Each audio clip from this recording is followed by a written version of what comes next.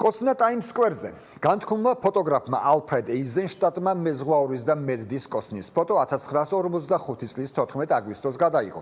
მას მერე რაც იაპონიის კაპიტულაციის ცნობა გავრცელდა და ამერიკელებს მეორე მსოფლიო ომის დასრულება ამცნო.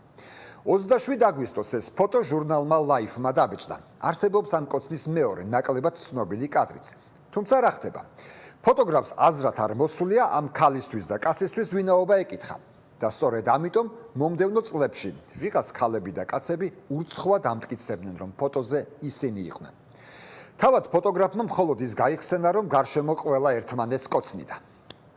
2012 წელს, ანუ კოცნიდან 67 წლის მერე მოხდა წყვილის იდენტიფიცირება.